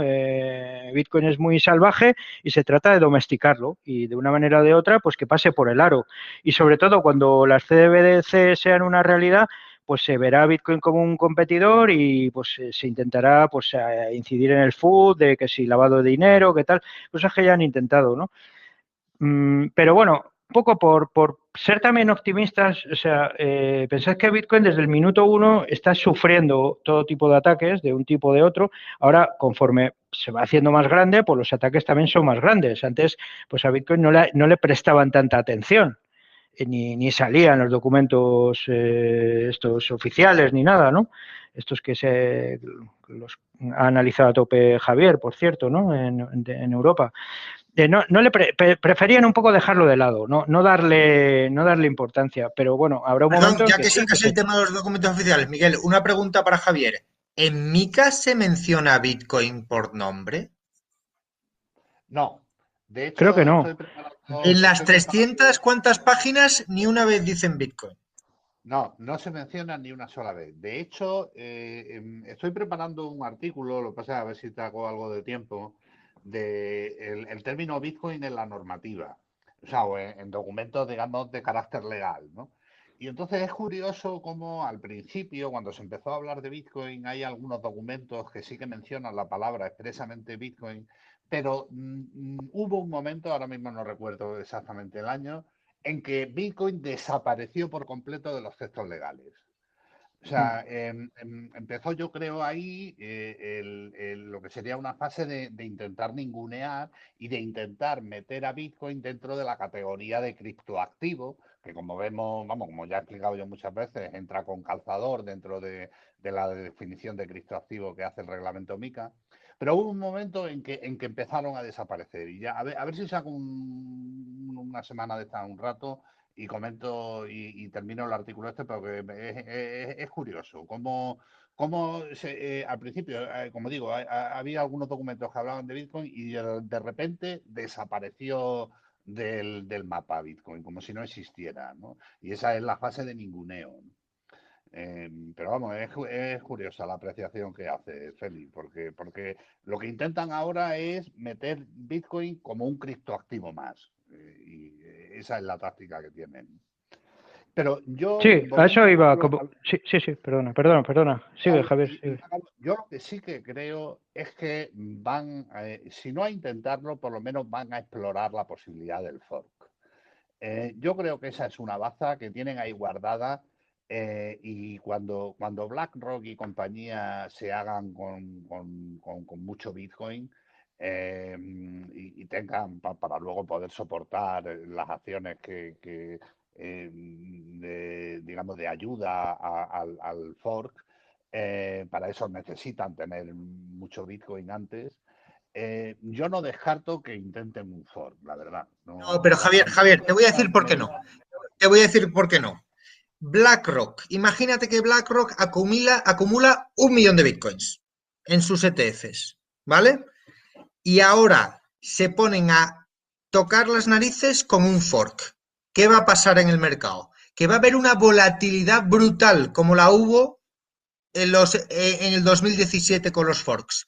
¿Tú crees que los pensionistas y los señores de 60 años no le van a decir a BlackRock, oiga, yo fondo de pensiones de los profesores de New Hampshire, me está haciendo usted perder 2.000 millones de dólares por sus gilipolleces? Le voy a poner un pleito que se le van a caer los anillos a Larry Fink. Entonces, es muy arriesgado para ellos eso. En cambio, lo que sí puede pasar es que si acumulan mucho Bitcoin, que al final, como no tienen más que imprimir dinero del gobierno y prestarlo en bonos y tal, pueden acumular mucho comprándolo. Lo que sí puede pasar es una especie de confiscación de los Bitcoins, como pasó con el oro. Cuando Roosevelt confiscó el oro en Estados Unidos, no fue casa por casa. Se quedó con el oro que había en los bancos y ya está. Los bancos no pusieron resistencia, la gente casa por casa tampoco fue al banco a entregar su oro porque tan tontos no eran, pero da igual, el 70% del oro estaba en los bancos o el 80%, pues se quedaron con eso. Pues esa puede ser la jugada del gobierno americano. Si de verdad hay una crisis monetaria en la que Bitcoin se dispara y el dólar se hunde y no sé qué, no sé cuánto, oiga, pues nacionalizamos el Bitcoin de los ETFs. Está todo en Coinbase, ¿no? Menos el de Fidelity, que han sido listos, y el de Gemini. Está casi todo en Coinbase, que es una empresa americana regulada en Estados Unidos con todos sus ejecutivos viviendo aquí. Pues ala, ahora esto es del gobierno americano.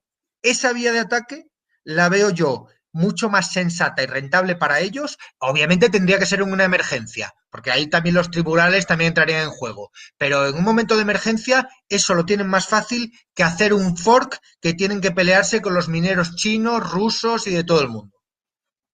Sí, pero yo es que no lo veo incompatible. O sea, yo creo que van a venir con todo y va a haber distintas oleadas de ataques regulatorios, desde el KYC hasta lo que tú estás comentando, Félix, y otras cosas que a lo mejor todavía no se nos ocurren. Pero a mí hay una cosa que me llamó mucho la atención, y es en uno de los documentos que BlackRock ha presentado a la SEC para la aprobación del ETF. Hay una frase, un párrafo que expresamente habla de los posibles forks. Y dice en BlackRock que ellos en cada momento, ante la eventualidad de un fork, podrán decidir cuál es la cadena válida.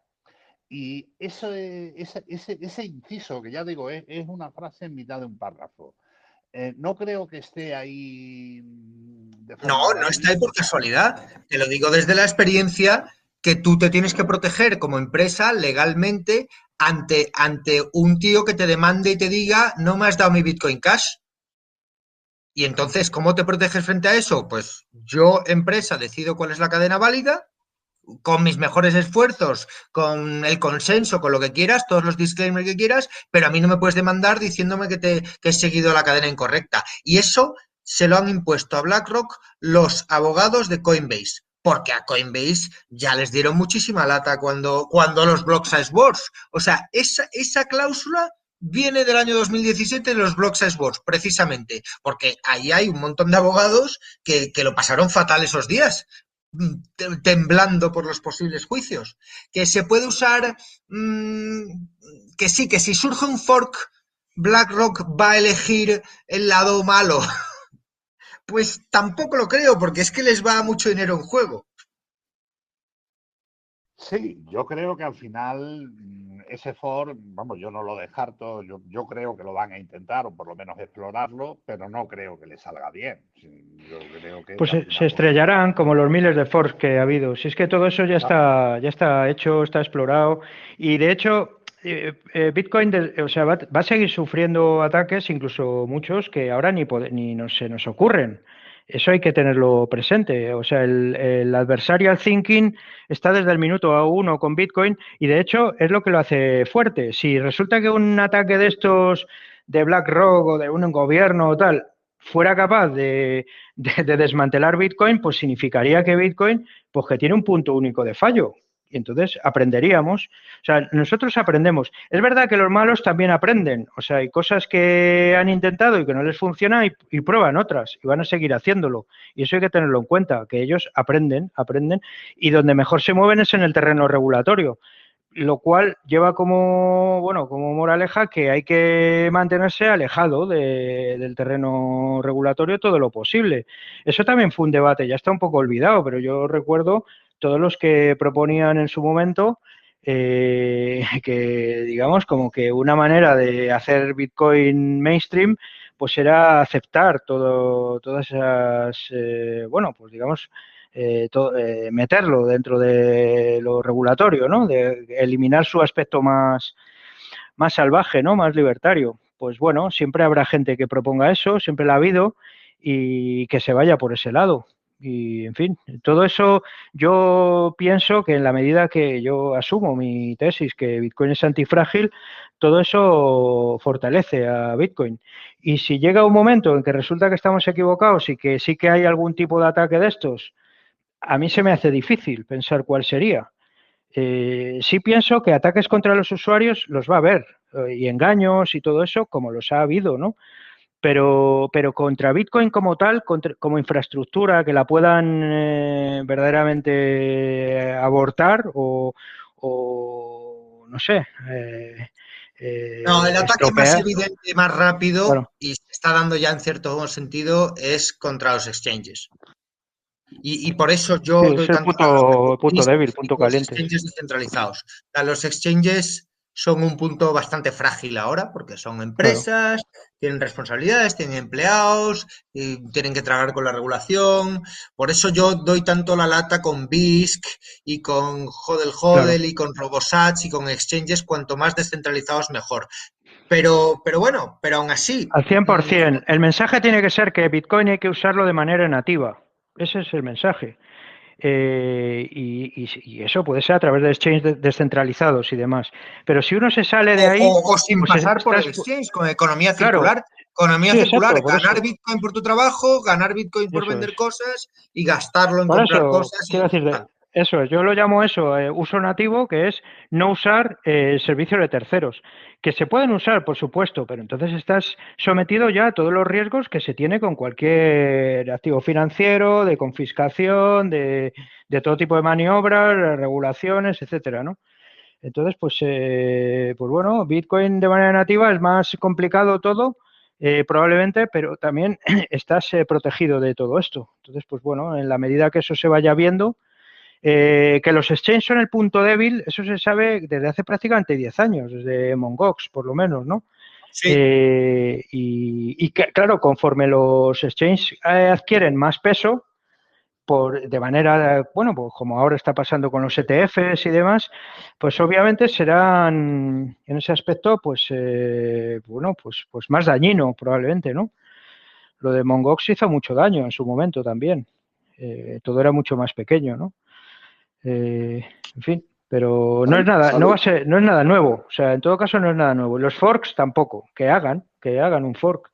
En fin, ¿Y cómo veis, eso... cómo veis vosotros el riesgo de la concentración de los mineros en Estados Unidos? Si cogieran demasiado peso y estuvieran obligados a hacer algún tipo de censura, de control, y que justamente la defensa que tendríamos sería hacer un fork de esos mineros. ¿Cómo veis ese panorama? Es que la minería a veces se entiende mal porque se confunden los pools con los mineros. O sea, que los pools estén en determinado país o controlado por alguna empresa y demás, no significa que los mineros que están en ese pool sean empleados de ni de esos pools ni de esas compañías. Por supuesto, hay muchos que sí, ¿no? Que intentan eso, que básicamente tenerlos controlados, pero es imposible porque por definición la minería como tal, un minero puede estar en cualquier parte. O sea, aunque esté... Pero ya no son solo los pools, sino hay muchas empresas cotizadas mineras que tienen mucho hash rate, y más que va a haber ahora cuando empiecen a popularizarse más todo el tema de la quema del metano, del flare gas y todo esto. Entonces sí que Sí, Marathon y todas estas, ¿no? Claro. Marathon Holdings. Pero no es nada nuevo o sea, eso, pues desde casi 10 años o sin casi, ya se llegó, ya hubo algún pool que no existe ahora, que superó el 50% de porcentaje de hash rate, y no pasó nada. Está todo el tema de los incentivos, o sea, empresas que están tan invertidas en Bitcoin o bien a través del hardware de minería y de infraestructura o de tener bitcoins, pues son los primeros interesados en no hacer movimientos extraños, o sea, no sabotear. Los únicos que pueden tener incentivos para sabotear perdiendo dinero son los que no es su dinero. ¿Y quiénes son los que hacen esas cosas? Básicamente los gobiernos. Un gobierno sí, podría quemar dinero, ¿no? Pero una empresa, no sé, puede hacerlo momentáneamente. Luego, aparte que ese tipo de ataques de mayoría tienen un recorrido muy corto, pues se les tiene como mucho miedo, pero es muy poco, más allá de revertir algún pago y poco más. Y es verdad que sí que puede crear food, sí. Perdón, dime. No, di Félix, sí. Te pondría un ejemplo. ¿Sabes qué ha pasado con el consumo de gas ruso por parte de España desde que empezó la guerra de Ucrania? Que se ha triplicado. Triplicado el consumo de gas ruso por parte de España, a pesar de todas las sanciones de la Unión Europea, a pesar de todos los políticos diciendo lo malo que es Putin, a pesar de todos los motivos que hay para no comprar gas ruso, pues estamos comprando más. ¿Por qué? Porque nos hace falta, lo necesitamos, hemos cabreado a Argelia, pues con los mineros es parecido, o sea, el incentivo económico es tan grande para minar de la forma más eficiente posible, en el sitio con la energía más barata posible, donde menos impuestos pagues por todo, y tal, que si te pone, y es tan fácil moverse. Ya viste lo que pasó cuando China prohibió la minería. Es que no es que les impusieran una regla de que censuraran transacciones, no, prohibida la minería en China. Bueno, pues no solo sigue habiendo casi un 10% de la minería en China, sino que el resto tardaron 2 o 3 semanas en mover todos sus ASICs a Kazajistán, a Estados Unidos, a todos los países limítrofes. Entonces, el incentivo es muy grande. ¿El riesgo de concentración minero existe? Sí. Cada vez me preocupa menos. Me preocupa más la concentración de exchanges que el tema de la minería, la verdad. El tema, pero vamos, también me encantaría, tengo un Nerdminer que se me escacharra cada 2x3, pero me encantaría ver millones de micromineros conectados a pools de código abierto que te diesen 1000 satoshis al día y que estuviesen integrados en, yo qué sé, en el termostato o en una bombilla o en cualquier cosa de esas. Y eso también puede llegar. O sea, que la minería se puede concentrar mucho, pero también se puede descentralizar mucho más. Y como bien dice Miguel, no hay que confundir los mineros con los pools. O sea, yo en cambiar, en apuntar de un pool a otro, tardo 5 minutos. Eso es, sí, sí. Y se puede cambiar incluso de manera automatizada, y luego otra cosa, que eso es también una lección del libro, que es que el poder de los mineros es muy limitado, es muy limitado. O sea, parece contradictorio, porque, bueno, pues son los que tienen el hash power, ¿no? Me parece, ¿cómo que tienen poco poder? Sí, pero tienen mucho poder siempre y cuando sigan las reglas. Si invierten mucho, pues tendrán mucha capacidad de ganar dinero. Pero básicamente entre comillas, son empleados de Bitcoin. Tienen poder sobre el siguiente bloque. No tienen poder sobre hace 10 bloques. No, eso es tu nodo y tú tienes tu copia del blockchain con los bloques de ayer. Eso es, y no pueden cambiar ninguna regla, ningún aspecto, ni nada. Todo lo que pueden hacer son los ataques de mayoría, que eso está más que conocido y que hay que relativizar. En fin, que el poder minero, para bien y para mal, es modesto. Y eso fue un aprendizaje. Perdón. Pueden censurar transacciones. Sí. Pueden decidir no incluir ciertas transacciones en el próximo bloque, que quizás antes cuando has hablado de la censura, en la pregunta te referías a eso. O sea, pueden decidir... Me refiero a eso precisamente, porque pueden censurar siguiendo las reglas. Y entonces, si nosotros quisiéramos luchar contra esa censura, lo que tendríamos que hacer es un fork que se saltará esa censura, ¿no? Y es el problema, es cuando habría una nueva guerra de cuál es el fork bueno. Claro, pero los block templates muchas veces se forman en el pool, no en el minero. El minero apunta su poder de cálculo al pool y el pool es el que crea el block template. Y como te puedes cambiar de pool con relativa facilidad, si un pool... El operador del pool. El template lo hace el operador del pool, que no es un minero, es el dueño del pool, digamos. Entonces, efectivamente, los mineros no saben nada de... Si es que para empezar, los mineros como tal no reciben transacciones. O sea, todo el proceso de hasheo se hace sobre la cabecera del bloque. La cabecera del bloque previamente se ha generado,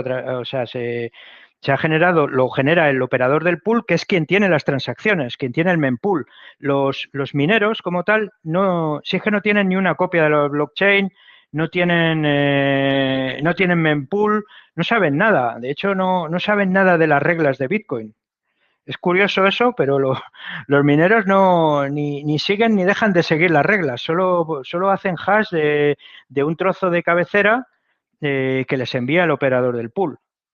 O sea, hasta ahora eso funciona de esa manera.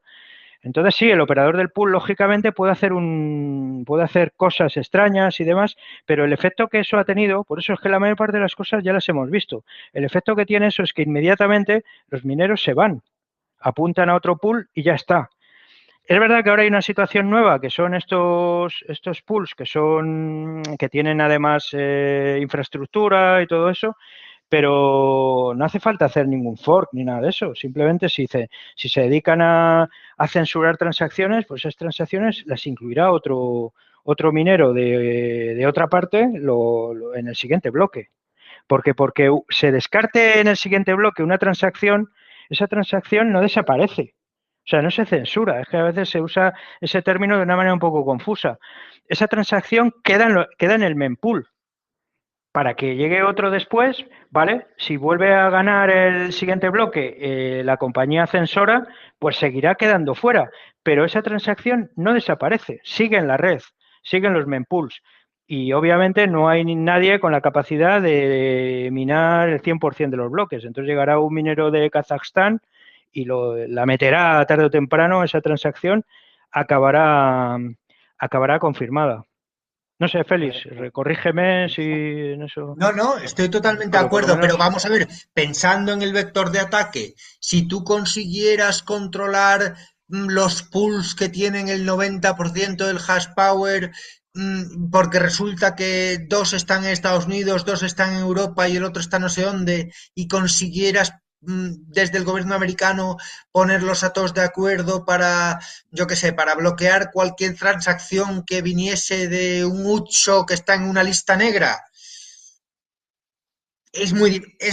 Hay que poner de acuerdo a mucha gente, que es lo que Pero no dificulta hace las cosas falta, en no hace Bitcoin. falta, no hace falta el 90, con tener el 51 ya es suficiente, porque rechazan el otro bloque y ya está. Entonces, a mí lo que me No, preocupa es que No, ese no, no. eso es solo para el siguiente bloque, ya está. Con el 51 te basta para un bloque. Controlas el Claro. siguiente bloque. Pero ya, pero obviamente, si tú tienes el 49% del hash power, vas a tener muchos bloques todos los días confirmados por ti. No, aparte del sí, pero 51% son para los ataques de mayoría, no significa, a ver, esto es una lotería. O sea, puedes estar en el 0,1% porque eres alguien que está minando solo y resulta que ganas el siguiente bloque. Da igual que el otro tenga el 51%. Eso no te da garantía el 51% de que ganas la lotería digamos, del bloque, ¿no? O sea, es pero totalmente pueden aleatorio. rechazar la cadena del otro 49. Eso sí, claro, pero bueno, pero esos son los clásicos ataques de. Sí, claro, puedes. Lo que Ese es puedes el es fork, crear digamos, crear esa un es la fork que bifurcación que que vaya más planteaba. rápido, sí. Sí, pero bueno, que mantener eso mucho tiempo, eso cuesta muchísimo dinero y, en fin, ha habido momentos en que la red era mucho más débil y no pasaba. En fin, pues sí, digamos que esa posibilidad siempre existe, pero yo creo que es una posibilidad más teórica que otra cosa. O sea que sí, pueden mantener, o sea que eso se puede mantener temporalmente, pues sí, puedes mantener temporalmente una cadena alternativa con más hash power, pero en fin, te va a acabar costando más dinero que lo que sacas haciendo eso. Por eso digo que, con la excepción del gobierno, que no le importa perder dinero, pasa que, claro, es dinero de los contribuyentes, no pueden estar ahí quemando Bueno, Miguel, millones con las buenas. había un vector de ataque que perdías dinero, pero si a la vez te ponías corto, te aprovechabas de la confusión, o sea, apostabas a la baja en el mercado, generabas confusión por un lado y eso hacía caer el precio y entonces lo recuperabas por ahí. Yo creo que nunca nadie ha conseguido hacer eso en Bitcoin de forma, de forma con beneficios, pero vamos, en otras cadenas minoritarias, ¿por qué no? Sí, con el tamaño que tiene ahora mismo Bitcoin, son más ataques teóricos. Hubo una amenaza mayor y tampoco en su momento nos asustó muchísimo, es un capítulo del libro, que es lo de ASIC Boost, y fijaos que era una especie de atajo que se podía conseguir para minar más rápido, que se sospechaba que lo estuvo haciendo Bitmain y todo eso. Y al final, pues tampoco llegó muy lejos. Y eso probablemente era una amenaza mayor. O sea, porque eso sí que supondría un verdadero problema, sí, porque eso se cargaría la prueba de trabajo. Imaginaos que alguien encuentra un atajo y que no lo comparte con los demás. Entonces, efectivamente, minaría todos los bloques. Eh, con ASIC Boost había ese peligro, ¿no? Y al final no Bueno, llegó, no pero llegó a nada, volvemos a ¿no? la carrera armamentística. O sea, si el incentivo para que el otro, para ganarle a la competencia es tan grande, que es que si Sí, alguien alguien encuentra una ventaja, por encontraría, pequeña que sea, sí, sí. tu vida como minero depende, o sea, si tú eres una gran empresa minera, tu vida como minera depende de hacerle el espionaje industrial que haga Sí. falta, que en el mundo del open source no es tan difícil, y de toda la ingeniería inversa que haga falta para descubrir lo que está haciendo para replicarlo tú. Sí. Sí, aquí era a nivel de chip, pero es verdad que eso incentivaría que otras empresas fabricantes de chips, aunque no hay muchas, hiciesen, digamos, se pusiesen las pilas, ¿no? Sería una... Sí, es una carrera de armamento, sí, estoy de acuerdo. Bueno, ahora O sea, que ha al habido final... elecciones en Taiwán, imaginaos ahora bloqueo chino, ni siquiera digo invasión, bloqueo comercial chino a Taiwán. Lo rodean de barcos, no dejan salir ni un barco de chips. Y las fábricas de chips que iban a hacer en Estados Unidos y en Alemania todavía no están funcionando. Y de repente tenemos un año de escasez de chips. ¿Qué pasa ahí con los mineros? No sale ni un ASIC nuevo de Taiwán. Sí. Sí, eso sería un problema no solo para la industria de la minería, sino para muchas industrias, ¿no? Quizá por eso es difícil que pase, ¿no? Igual que cuando se habla de la computación cuántica y todo eso, todas esas son cosas que no afectan solo a Bitcoin, ¿no? El principal fabricante de lejos de chips es taiwanés, que es TSMC, ¿no?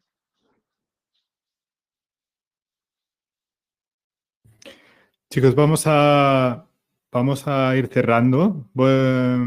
Querría dar la palabra porque creo que Igno quería comentar algo. No sé si aún quiere hacer la pregunta o no, o quiere comentar algo.